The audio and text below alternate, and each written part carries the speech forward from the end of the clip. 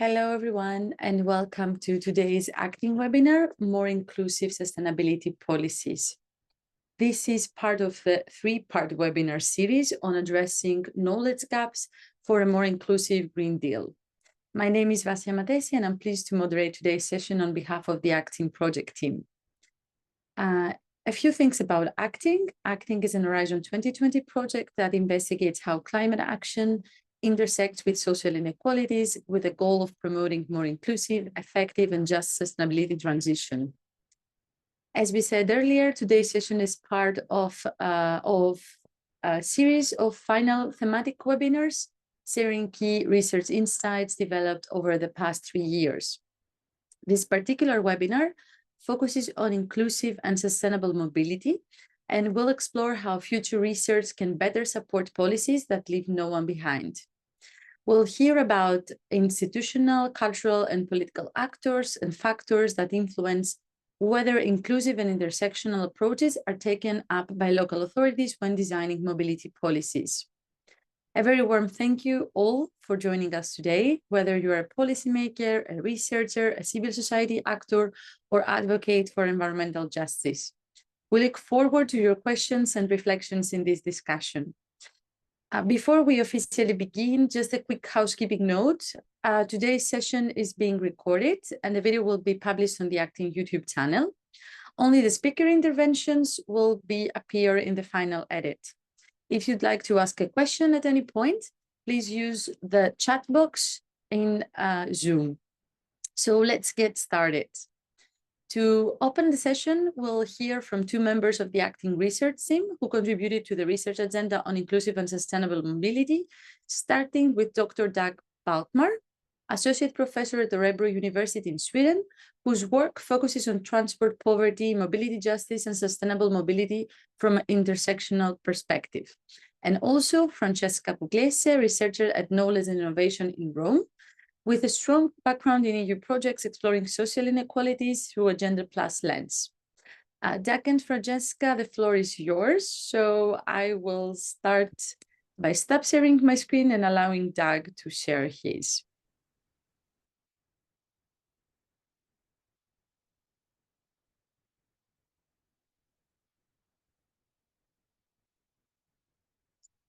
Okay, I think everything is on now. Yeah, thank you. Okay, so thank you for this introduction. So in this presentation, I will focus on intersectionality in mobility transitions based on the research we've done in the second research cycle in this project, focusing on cycling initiatives that targets people who face various forms of barriers to cycling in the current transport system.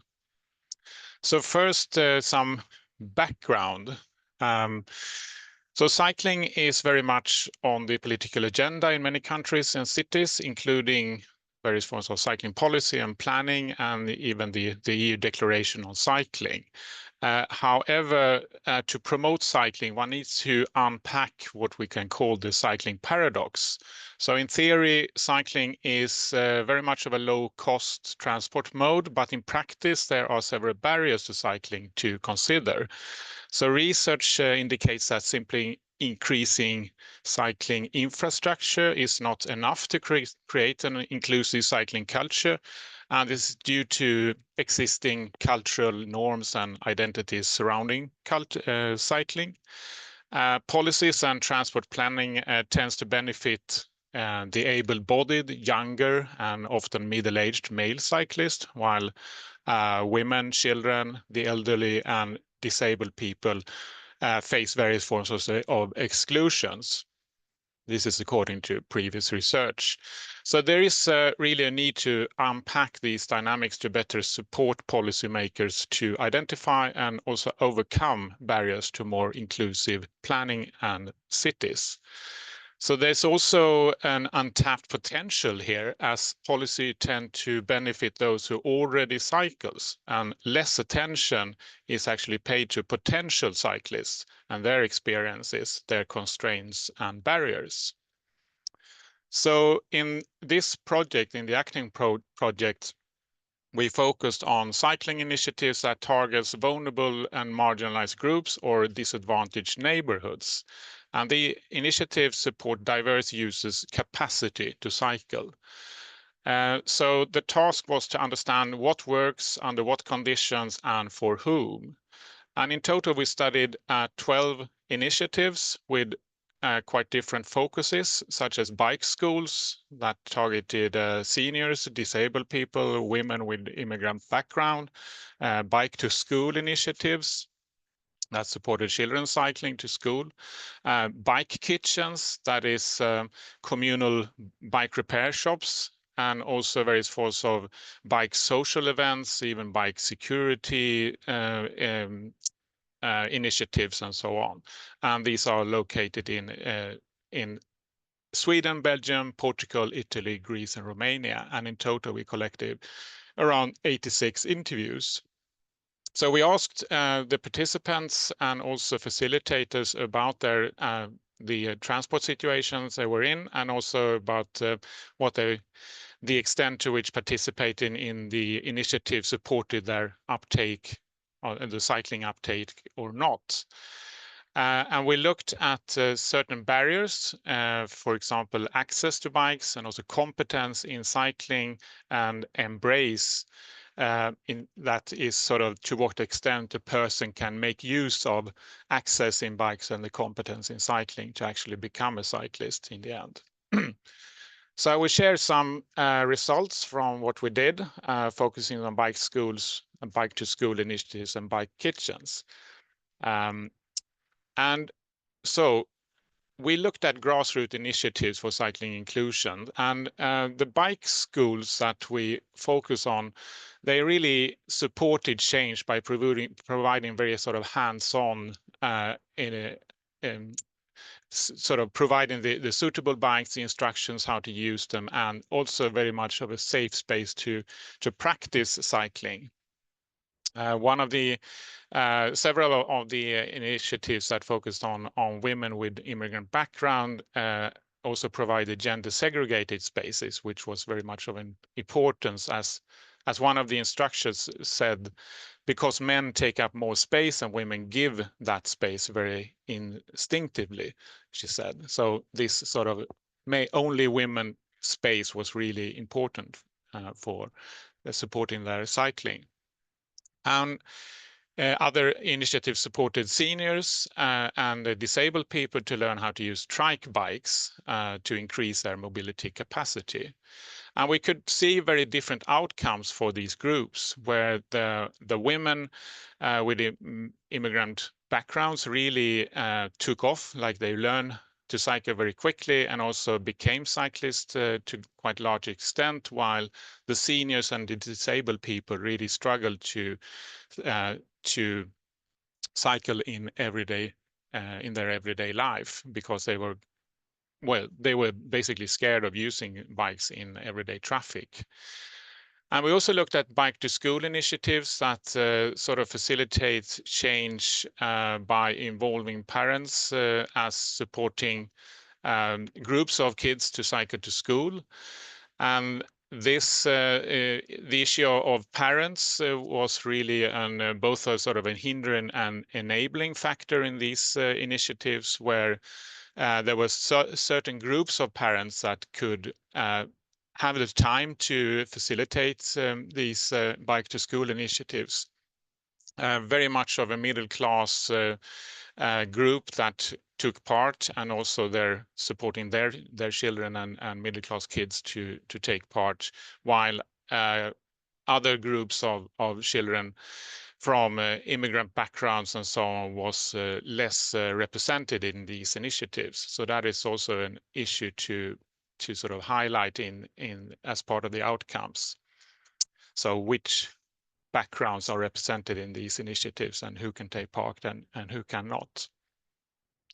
And we also looked at the so-called bike kitchens, who sort of provide the communal support how to maintain bikes. And in these examples, we looked at two models. One that is more sort of activist-oriented bike kitchen, and two more socially oriented projects that sort of supports certain areas in a city with well, disadvantaged areas to support their mobility through bikes, and also social inclusion through cycling initiatives. And what we found that all these initiatives supported cycling in their own different ways, but they all struggled with inclusion with regards to hindering sexism, and also finding ways to find ways to include more women, because they were usually quite male dominated. And the outcomes was also a bit ambivalent when it comes to supporting cycling. So the activist bike kitchens were really forming a strong community among fellow cyclists, while the more socially oriented initiatives, well, they supported cycling, but the outcomes was a bit ambivalent, because there was still a clear preference for cars and motorbikes as a sort of the participants' sort of primarily mean of future transportation. So this was mainly around like young teenage guys. Well, they enjoyed the cycling initiatives, but they preferred cars in the future transportation. And I think this is sort of saying something about how poverty, segregation, and experiences by poor and ethnic minorities, in this case, also lead to a particularly strong desire for car ownership, since in this case, car serves as symbols of status, and this has been raised in previous research as well. And we also looked at certain initiatives that created cycling communities around social events and bike to work promotion. And these initiatives targeted women living under very sort of poor socioeconomic conditions to support them in taking up cycling in their everyday transport needs. And I think here it was these initiatives supported cycling often in very car dominated cities, and their main aim was to bring cyclists together and forming communities. And I think one of the participants said that she didn't know it was possible to cycle, and it's in the quote here. It was not in my vocabulary, as she said. I was raised in a neighborhood where there were no cyclists. Almost everyone owned a car, and those who didn't just took the bus. So it basically I never thought about it. So these initiatives really managed to form cycling communities, often in very car-dense cities, as I said, and really supported participants to take up cycling in their everyday life, and really empower women to take up cycling. And this is through very sort of quite easily managed events, like instructing how to navigate with a bike, making it possible to sort of see other cyclists and understand cycling and take it up as a practice of one's own. So all in all, some of the outcomes, I will just move this bit. Okay, now I see it. So the key contributions from these initiatives, or some of them, are really an enhanced urban agency, I would say, for the participants. And I would say they supported a sort of a spatial belonging for very diverse cyclists. And they managed also to some extent, in some areas, normalize cycling for groups that weren't cyclists before and weren't thinking about cycling as part of their transport, so to speak. And they also promoted repair cultures, as the bike kitchens managed to do. But some of the key challenges are unsafe infrastructures, and it was especially so for the bike schools, and especially for seniors and disabled people. And also we could see in the bike to school initiatives where parents and parental fears for children's safety were a strong sort of hindering aspects. We could see financial precarity and risk of reproducing gendered exclusions as a problem in the bike kitchens, and also the bike promotion initiatives had issues with limited impacts due to lack of support from policy and infrastructure. So really this boils down to that, well, intersectionality matters. The initiatives all succeeded in lowering barriers for cycling for their participants. And this was sort of, on the one hand, a very positive outcome, but it was mainly the able-bodied, the adult women who managed to actually become cyclists in their everyday lives. So these are subjects that sort of managed to adjust to the presumed norm of the confident, able-bodied and individualized mobile subjects. So cycling safety is really a key barrier for cycling inclusion, according to our results, with very different effects across intersections of gender, age, bodily ability, and also socioeconomic status and geographical location. So this leads me to my last slide, which are to raise some policy implications and also some key questions that has come out of the ACCTING project. That on the one hand, we need to go beyond infrastructure. Infrastructure is just the start to solve this problem. Cycling promotion and policy really needs to create sort of concrete opportunities for cycling that we can see that it actually works. The grassroots initiatives can support cycling through these initiatives. So there's really a need for a holistic approach. There's also a strong need to listen to what these initiatives have to say, pay attention to what they say about context-specific barriers to how to achieve more inclusive and safe cycling. So some of the questions that have come out of the project is then, so what institutional, administrative or cultural dynamics make it challenging for policymakers to apply an intersectional approach in designing and implementing mobility policies? And another question could be then, how can more participatory approaches with the NGOs, local communities, vulnerable groups, strengthen policy relevance and sort of ensure that policies align better with on-the-ground realities? And also the last one, how can a more diverse policy environment facilitate better engagement with marginalized communities, supporting co-creation and more equitably, more equal outcomes? So I'll leave you with that, and thank you so much. I'll leave the word to Francesca, if I can stop share. Yeah. Okay. Thank you so much, Doug, for setting the scene. So Francesca, over to you.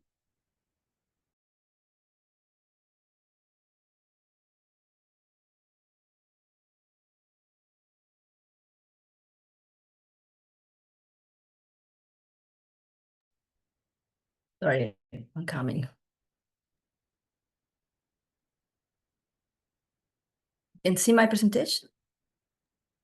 Yes, we can see it, but could you please put it on presentation mode? Yeah, okay, it's fine. Thank you for this presentation, Vasya, and for the findings from Doug. As we just saw, transport policies still fail to incorporate intersectional insight in a systematic way and adopt an holistic approach, as Doug was saying. And this often goes hand in hand with a lack of meaningful institutionalized participatory process, and especially those that include voices from vulnerable or underrepresented groups. In our research line 8 research under ACCTING, we studied how citizens with varying vulnerability profiles responded to car restrictive policies being implemented in 6 different EU cities. Here we put a table to recap a bit the kind of policies that we chosen and the countries. So there are policies, the type of policy that we chose included low emission zones in Rome, traffic diversion infrastructure in Thessaloniki, parking reforms in Lisbon, and new bus or bike lanes in Norway, Romania, and Sweden. The research followed a qualitative methodology and included interviews with 64 citizens and 9 people among policymakers or representatives of civil society organizations. Comparing these cases allowed us to identify common factors that either hindered or facilitated public acceptance of the policies, while also examining the presence of participatory policymaking processes and how their functioning influenced the likelihood of more positive public response. One of our clearest findings was that strong opposition often arose when consultation was missing, symbolic, or ultimately ignored. So people felt that they probably engaged with these processes, but then their inside were completely ignored. So we have this quote from a woman in Oslo that was reacting to a bike lane project that removed parking, that said, they have already decided, they just go on so long until we don't bother anymore. They don't listen to us after all. It's like asking a child, do you want a pizza or fish for dinner? And the child says pizza, and then says, okay, we'll have the fish. So this quote is powerful and captures what citizens often feel, that participation is staged and decisions are pre-made. From the authorities' side, instead, we also heard other type of concerns. On the one hand, we see that launching consultation may open a Pandora's box of conflicting opinions that could hinder rather than help policy implementation. On the other hand, citizens are often perceived as lacking the technical capacity to engage meaningfully with long-term planning decisions. So here I put another quote from a public administrator in Orebro, where a policy to speed up the bus system has been introduced. And this quote summarized the dilemma that the public administrators often feel. So he said, it can be really hard to explain the need for change to the general public. They may not see the need at the moment, but if you don't address it now, it could cause big problems in 10 years. If you ask people now, a lot of people might think it's unnecessary, but if you base our decision on that, we'll never get the transition we need. We also have another case, the one in Lisbon, that gives us another insight about this problem. So there, a bottom-up referendum was launched in a low-income neighborhood to ask residents about the introduction of paid parking. The outcome was that the policy was blocked. So this confirmed policymakers' fears that opening things up too much could lead to refusal. Yet, we think that avoiding participation altogether has its own cost, especially in terms of legitimacy and trust. Then we have another important finding, that was how overlapping responsibilities among policy actors can blur accountability. So we have in Rome, for instance, that the city was tasked with implementing a low emission zone, but said that the real driver was regional, national, and ultimately EU regulation that enforced this zone. In Orebro, instead, the plan came from traffic planners, not political leaders. And in Lisbon, the transport agency, not the municipality, was seen as the actual policy owner. So we have just the case of Thessaloniki, Oslo, and Iași, where the city council fully own and lead the policies. This means that overlapping responsibilities and accountabilities often create confusion, leaving citizens unsure of who to blame or to engage with, and local administrations with limited room to adapt the policies to local needs, which made inclusive policy design even harder. Another critical factor is obviously the communication. In many cases, we saw citizens that told us that they only find out about policies through social media or word of mouth. And we have here the quote of a Greek citizen says that he didn't have any clue about the policy. And from the policymaker side, we heard that communication was often prioritized over participation. But still seen as under-resourced or inadequate. So the policymakers told us, yes, we would like to have more resources to make the policies more known by citizens, but we don't have it. Moreover, in some cases, policymakers emphasize that the strong communication strategies does not necessarily reduce resistance, as providing more details can sometimes lead to more complaints, as we saw before with the Pandora's box argument. Yet in Yashi, where the city posted a basic public consultation online for a new bus lane, resistance was much lower. Of course, we saw that this also depends on the nature of the policies and other contextual factors. For instance, in Yashi, the policies was aimed to improve the public transport. But anyway, this can suggest that even minimal participatory efforts, such as early and accessible consultation, may help reduce resistance and foster greater acceptance. A key risk identified in our research is the tendencies of the authorities to misinterpret both protest and silence. So we saw public opposition that often framed primarily as the reaction of car users defending their privileges, while silence is taken as a sign of consent. In reality, we found that many of those who protested were not regular car users, but individuals with a vulnerability profile who still had enough social integration, time, and access to networks to mobilize. For them, protest was a way to demand inclusion and voice concerns about being left out of the planning process, and not just a way to defend their privileges. By contrast, those facing deeper or more intersectional forms of exclusion, such as severe poverty, long-term unemployment, or migration status, often remain silent. Not because they supported the policies, but because they lack the resources, time, or connection to participate, so differently from the other type of protesters. This silence reflects structural barriers to engagement, and as a result, the most excluded voices are also the least likely to be heard, making their needs largely invisible in policy debates. We also saw few cases where resistance had the potential to become transformative. This is really exceptional cases, but in Rome, some activist groups try to bridge the gap between social justice and environmental goals. These voices are rare, as I said, but also powerful because they represent people torn between comparing values and priorities, and they can help find compromises that don't sacrifice one goal for another. These hybrid actors could be key allies in making policies more inclusive and sustainable. So, to conclude, participation in transport and policymaking is not just about holding meetings or collecting feedback. It's about genuinely investing in communication, in listening, and in adapting policies to people's lived realities.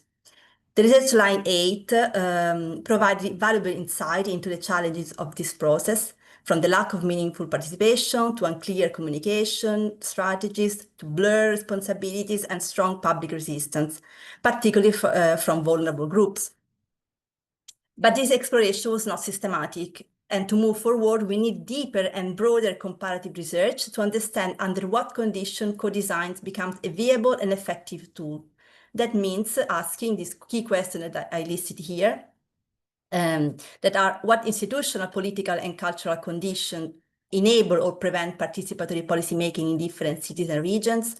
How can best practices in participatory policy design be scaled or adapted to remain responsive to diverse local contexts? And how do local policymakers weigh the risks and benefits of involving the public more deeply in urban mobility decisions? And as regard to vulnerable intersectional groups, we ask, how do these groups resist or respond to sustainable mobility policies? And how can these tensions be turned into constructive inputs? We think that answering these questions is crucial to moving from procedural consultation to meaningful co-creation of more just, inclusive, and sustainable mobility transition. Thank you. Thank you very much, Francesca, for this presentation and for those final questions, key questions that must be asked. So I will now welcome Dr. Hélène Foucassier, a research fellow in economics and INRE in France. Helene's work focuses on behavioral modeling related to residential location, mobility, and health. And she brings an interdisciplinary approach that links urban economics with climate science, epidemiology, and psychology. Her insights will help us reflect on the real world complexity of designing inclusive mobility policies. So Helene, we're very glad to have you with us. So please share your screen and go ahead. Yes, thank you very much. I'm trying, is it okay with my screen? We don't. Not now. Is it okay now? Yes, perfect. Okay, fine. Thank you very much. Just 1 second. So, thank you for inviting me today. So as said before, I'm a researcher in economics in France, and it's a pleasure to share my reflections on the ACCTING project's research agenda. This agenda is very interesting and inspiring, and the pilot case studies and the presentations we just saw, they show very promising results, and they really make me want to continue this work and go further, and it's very inspiring. Let's consider the agenda's primary themes practically using a question-driven approach. So the first question is what enables or blocks sustainable and inclusive mobility? The ACCTING agenda rightly points out that sustainable mobility transitions depend not just on users changing their behaviors, but it also depends on institutional, political, and cultural factors that enable or block changes. And understanding the motivation, resistance, and capacity of policymakers is key here. Let's look at 2 real-world examples to understand what enables or blocks sustainable and inclusive transport policy. One first example is the 9 euro tickets in Germany. This was a temporary policy that allowed unlimited travel on local and regional public transport for just 9 euro per month. And it was aimed to make mobility more affordable and to promote public transport use. It was socially inclusive and led to a big increase in train and bus use, especially for leisure travel, but there was only a small drop in car use, around 3%, mostly on the weekend, and that's because many trips made with this ticket were new trips, not ones that would have been done by car. So while price matters, cheap tickets alone are not enough to shift people away from cars in a lasting way. And in terms of environmental impact, the effect was modest, and this was a socially inclusive measure, but it didn't lead to deep changes in mobility behavior. Now we can compare it to the London congestion charge, and this policy aims to reduce traffic congestions in central London. And the idea is to charge drivers a daily fee to enter the zone. And this led to a 15% reduction in traffic volumes and a 30% decrease in congestion within the charging area. But this shift was not solely due to changes in driver behavior. This was enabled by strong policy leadership. This was determinant, and the mayor championed the policy despite significant opposition at the beginning from businesses and political figures. Also, institutionally, Transport for London played a vital role in implementing and managing the scheme. They expanded bus services, for example, with 300 new buses to accommodate increased demand and improve service reliability. Culturally, there was also a growing public awareness of environmental issues and a willingness to adapt more sustainable transport modes. So in summary, this congestion charge demonstrates that sustainable mobility transitions require more than just individual behavioral change, and they depend on cohesive political will, on robust institutional frameworks, but also on supportive cultural attitudes. However, in this example, social inclusiveness was not fully addressed, and a study I indicated the reference So this study finds that higher income drivers were most likely to adjust their travel patterns or switch to alternative modes of transport. And in contrast, lower income individuals, they often reduce their trips altogether, suggesting limited flexibility and access to alternatives. These two examples show something very important, I think, when you compare them, is that we often get either inclusion or effectiveness, but rarely both. And sorry, to build real sustainable mobility, we need to combine the two. We need policies that reduce car dependency and ensure that low-income and marginalized groups have better, fairer access to mobility. And that means affordable fares plus strong public transport networks plus measures to limit car use, and all this combined with strong political support and cultural change. And one key step, I believe, is to identify vulnerable households before the policy is put in place. And with some colleagues, we developed a tool called VulMob, short for vulnerability and mobility. And with this tool, the aim is to find out who the vulnerable households are, what their profiles look like, and where they live to adapt the policy and give better support to those who need it most. The second question is, how can intersectionality be integrated into mobility policy making? Intersectionality is often a knowledge, but less often translated into concrete policies. And the acting agenda calls for co-design interventions that directly involve marginalized communities. A good example of how intersectionality can be built into policy mobility policy making. So an example is the California Mobility Justice Advocates Network. And this is a group of more than 20 organizations, including community group, transport advocacy group, and also social justice NGOs. And they organize workshops to discuss the challenges that Black, indigenous, and people of colors face when biking. These labs were spaces where people from these communities could share their experiences and the challenges they face in transportation systems. And what makes this example strong is that the network didn't stop at discussion.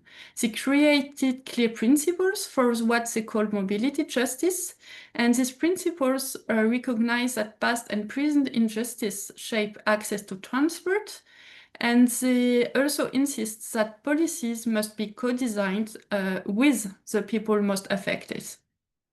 And I believe that this is exactly the kind of approach that the acting agenda calls for: practical, inclusive solutions that make intersectionality real and actionable. And one key takeaway from this experience is that intersectionality can't just be a buzzword. The value of bottom-up community-led approaches is shown by this example, and it helps bridge the gap between research and policy action. And to measure impact of such policies, we shouldn't just count how many people join.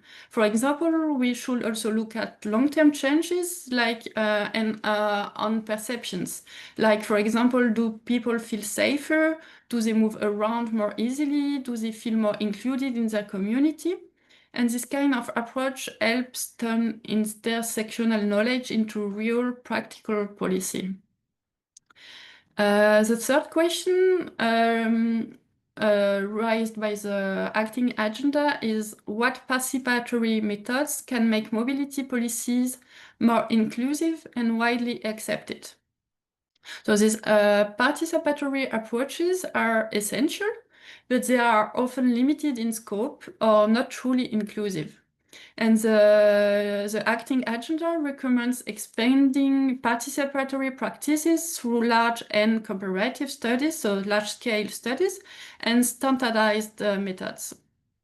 An example maybe is Barcelona, the Decidim platform for example, in Barcelona, and it's an example of how digital tools can foster participatory urban planning. The open source nature of this platform allows citizens to propose, deliberate, and vote on projects, and these include projects related to sustainable mobility. And so this supports the acting agenda's objective to make participatory approaches more consistent and scalable. However, it's essential to critically evaluate how those such tools like Decidim are used across different socio-political contexts and by various social groups.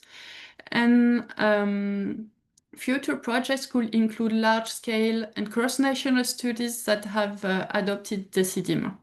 In France, for example, cities like Grenoble or Clermont-Ferrand, that's this illustration, have also adapted similar platforms to involve citizens in urban and mobility planning. These studies should next studies could examine inclusiveness, who participates, who benefits, and who is left out.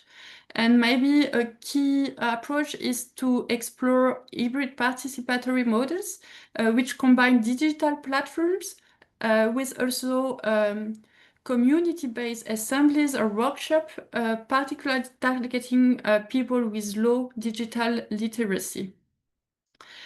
Such projects would advance the acting agenda's goal of understanding what participatory approaches work best in diverse governance systems and cultural settings.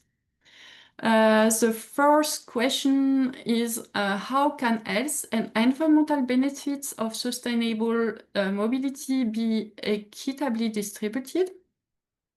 The acting agenda rightly emphasizes the public health dimension of mobility policies for example, mobility policies like car reduction measures. So these policies are often unevenly, the health benefits of these policies are often unevenly distributed. In general, car reduction policies can bring major public health benefits, but they are not always shared equally across the population. In some cases, some well-intended policies can even harm the most vulnerable. For example, in the US, the expansion of light rail systems has sometimes led to the displacement of low-income communities, and this can increase stress, reduce access to services, and weaken social ties. And all these factors undermine public health. And this shows how important it is to include community voices in the planning process. And in other cases, like in Brussels or Antwerp low-emission zone, car reduction policies can improve the lives of those who need it most. For example, it has been shown that this low-emission zone led to cleaner air, especially in the most polluted areas. And researchers have found that a slower rise in the use of diabetes, they have shown a slower rise in the use of diabetes medication in this zone, suggesting direct health benefits, especially for those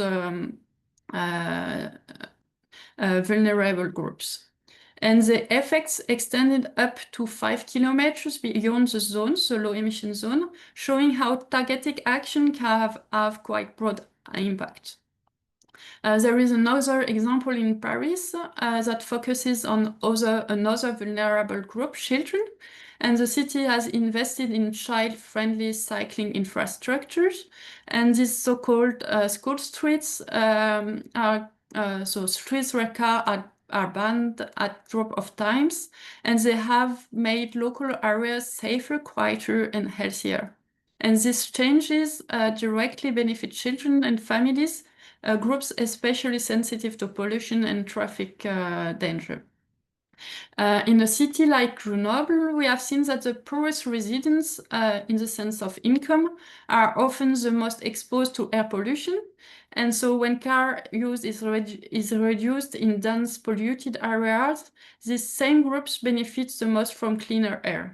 But this result is not necessarily universal, and so it depends on the scale and form of, the scale and the form of these benefits depend heavily on the urban form and the local context. So the key message for acting is this, can be this, car reduction policies can promote health equity, but only if they are designed with attention to who benefits, who might be harmed, and how urban space is structured.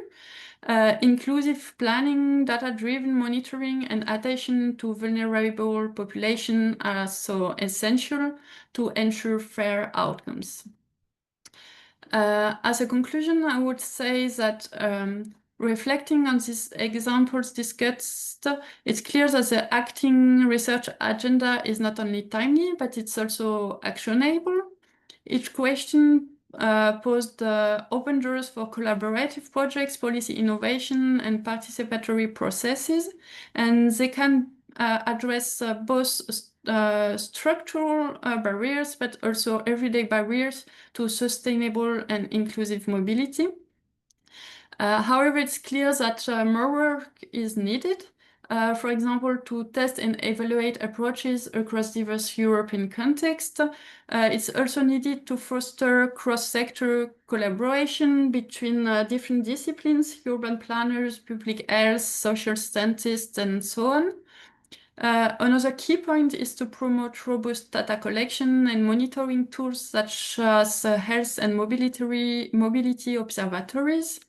And finally, it's key to invest in capacity building with policymaking institutions, ensuring they have tools, the tools, diversity, and reflexivity needed to integrate intersectionality and participatory practices and to integrate this into their activities.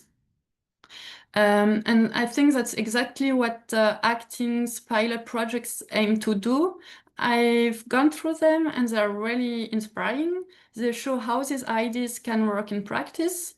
And as a conclusion, I would say that ultimately the agenda reminds us that mobility transitions are social, political, and cultural processes as much as they are technical ones. And addressing these gaps identified, the gaps you identified requires embracing these complexities and remain firmly focused on ensuring that no one is left behind the Green Deal's mobility transformations. So thank you very much.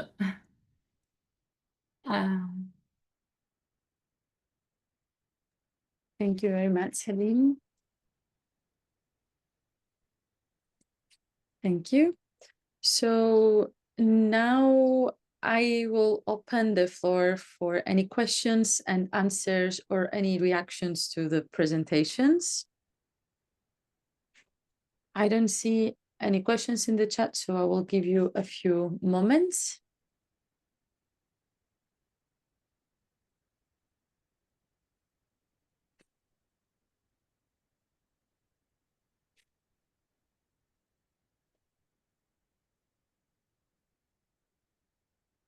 I don't see any, so I will call Dag and Francesca maybe to react. There is one question. Yeah, so I'm trying to raise my hand, but I don't see the possibility to raise my hand. Is it not activated? Oh, it's activated, but it's okay. You can. Okay. It's okay. There is a question in the chat. Let's start. Okay. There is one. We noticed the potential for negotiations with policymakers of formal, informal groups, bridging social and environmental urban design concerns. Would this be a way of making consultations more inclusive, as they are in contact with the several excluded, who are more difficult to reach? This is addressed to Helene. So yes, I think that these groups can play a role in making consultation more inclusive. They often have direct links with people who are usually left out. and involving them helps bring those voices into the process in a meaningful way.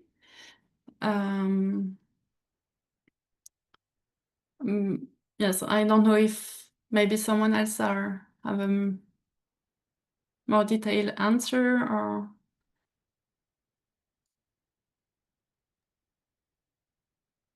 Francesca or Doug, if you want to react.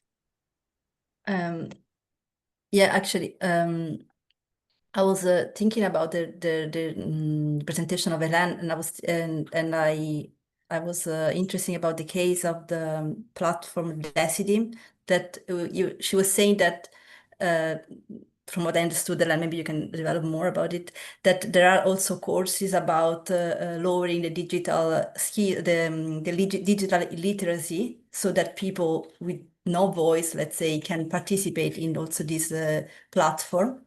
So maybe that's also a strategy, as you were saying, to make the people with usually no voice more heard. And about the question from Marina, yeah, I mean, that was also in my presentation. There were some groups that they both have social and environmental concern, and they were really in touch with groups of population that are usually socially excluded.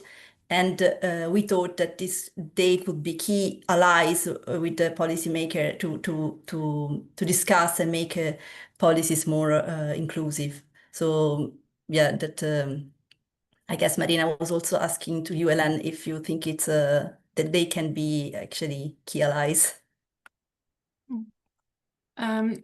So about the Decidim platform, I'm not an expert of it, but I saw such example in the cities where I work or live in France. And I think maybe for low literacy people, one way is to simplify the language, use more visual icons and audio or video explanations. It's also, it would be also helping to have face-to-face meetings and where people can give input with support from facilitators and not only to rely on the web platform. And maybe community mediators can also guide people through the platform and help make the process more inclusive and comfortable. Thanks, Hélène. I will first give the floor to Doug because he has raised your hand, and then to Alain because he was specifically asked from Francesca about something. So Doug. Okay, yeah, I just wanted to add that, well, this is relating to the issue of mobility justice, I think, as Lena, you raised, and also Francesca, you raised in your presentation about sort of what is legitimate knowledge, really? Who's a legitimate knower in these in planning situation and policy situation. So it's like it's related to epistemic justice, one can say, that to really sort of it's not only about sort of knowledge that is related to engineering and technical solutions, but also about the sort of the bottom-up initiatives, what their experiences are, and take those seriously. So yeah, I just wanted to raise that. I also saw the question from Marina, and she said we didn't find many examples, so I was wondering if there are examples. I know one example, maybe I don't know if you look at it, it's the Grenoble example with the mayor Piolle, Eric Piolle. And I'm working a lot on this city, and I think maybe it could be helpful because the mayor has supported the citizen participation and he has worked closely with informal groups. And maybe this example can show that when local authorities are open to these kinds of partnerships, it can help include people who are usually left out of formal processes. And I didn't work, I worked on vulnerability in Grenoble, but I didn't work on this participatory approach of in Grenoble. I just heard about it. But maybe to have a look at the Grenoble example will be interesting for you. Thank you, Hélène, for the example. Alain? Yes, maybe my question is not linked to the discussion we just had, but maybe to contribute to it and add an element. It's the use of ambassadors for difficult to reach groups, and whether you know of examples of this technique, like using street workers or people who are professionally involved with the vulnerable groups, and then speak up for them because they speak the same language as the technocrats, as the policymakers, and can transmit the messages rather than having direct contacts with the vulnerable group. So it's a side question linked to the discussion that Marila launched. But the question I want to ask to Hélène, and by the way, Hélène, thank you very much for your presentation, not only because it's positive about our research agenda, but also because of the contributions you and the preparation you made. It really helps us and strengthens us on this route that we've taken. So my question is more on the health. You concentrated on pollution, but the mobility shift towards more active modes has huge public health effects because of the movement, the effect of moving, and putting more people into active modes has huge effects. So do you know examples or do you know policies that could go into that direction? And if you speak about these health mobility observatories, I think a great idea. Do you have examples of this? And again, whether the shift to active mobility has been measured in terms of public health? Thank you. I think that we lack these observatories and we have a lack of data. I'm constructing 2 projects on this subject, but for now, no, I don't know such observatories. What we have, for example, in France, yes, but I think it's the same in all countries. We have a mobility, not census, but mobility survey. And we can look at the results before and after the implementation of policies. But sometimes it's not a good timing. The policies, for example, we had in France the Plan Vélo.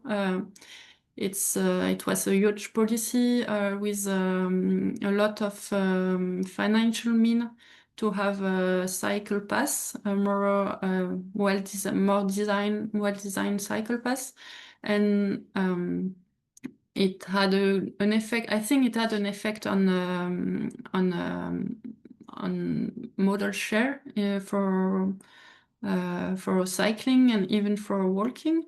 But we lack data to exactly evaluate how what effect it has on mobility. And what I said on the first, or yes, concerning the first question, is that to have more active modes, it's not only, for example, to make it more safe or cheaper, but it's also a question of, it's a combination. Strong public transfer, strong reduction in mobility active modes risks, but also car use restrictions to have less cars, and also political backing and cultural change. It's really a mix of all these ingredients.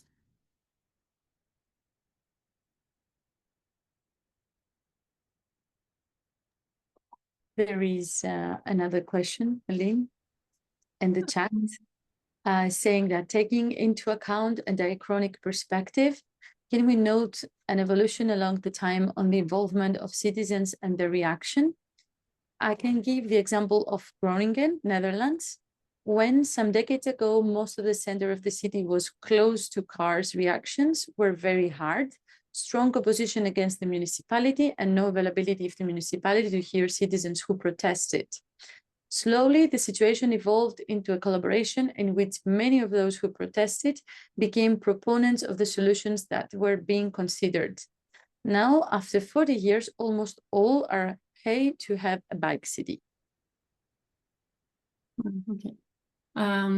I don't know specifically the example of Groningen, but I read also an example about Barcelona with the same ideas about the low emission zone. And maybe we can say that citizen involvement and attitudes change over time when they see the benefits of the car restriction policies. At first, there can be a strong resistance, especially when people feel excluded from the decision making. But in many cases, I don't know if it's in all cases, but we can say that people who were against the changes can become supporters if they see the benefits. And it shows how important it is to think long-term and invest in trust and communication. And we also have a paper with some colleagues, and we show the importance of communicating not only on environmental benefits, but also on health benefits. And maybe there is a connection with the question just before. People are more prone to change their behaviors and to adopt active modes when they are aware of the individual benefits. It's we are maybe all a little altruist, but also egoist, and it's easier to change when we have a self-motivated reason to change. And health, I think it's a good lever to promote behavioral changes, mainly through physical activity.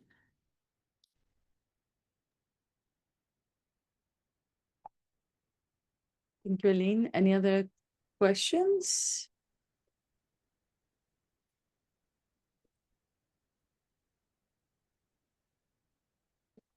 Then, since there are no other questions, any closing thoughts from our speakers, starting with Doug, that was first. Yeah, I think it seems like we're all in agreement what needs to be done. It's like, so thank you so much, Helene, for your presentation. That was really interesting to follow. Yeah, so I think we're have really good input for finishing the project and continuing with others along these lines. So thank you so much. Thank you, Doug. Now, Francesca, any final thoughts? Yeah, I also want to thank Helene a lot because I mean, I read her articles before and I was really inspired by their work. And also, yes, I mean, you're talking about the mix of ingredients to achieve an inclusive and effective mobility transition, and that I agree that it's a key. And to think about long-term effect, it's also something that it's difficult to achieve, and from both sides, both from policymakers and citizens that are usually quite egoistic in their thought, as you were saying. But we can also see that there are exception of people that instead they also think about social concerns and think about the needs of other people. But thank you a lot for these insights. And Helene, last but not least. I just would like to say thank you for your work and for the pilot projects you have done. You have clearly planted many valuable seeds, and yes, through your work, yes, you have planted valuable beginnings for projects, and I would like to follow how this grow and see where this collective effort leads in the future. But I hope we can be optimistic, even if what we see in the US is not always optimistic. But fortunately, there are work like yours, and it's very interesting. So thank you so much all for this lively discussion and the thoughtful contributions today. The recording of today's webinar will be made available on the ACCTING's website and YouTube channel. So on behalf of the ACCTING team, thank you again for joining us and for your contributions, and wishing you all a wonderful rest of your day. Bye-bye. Thank you. Bye, thank you. Goodbye, thank you.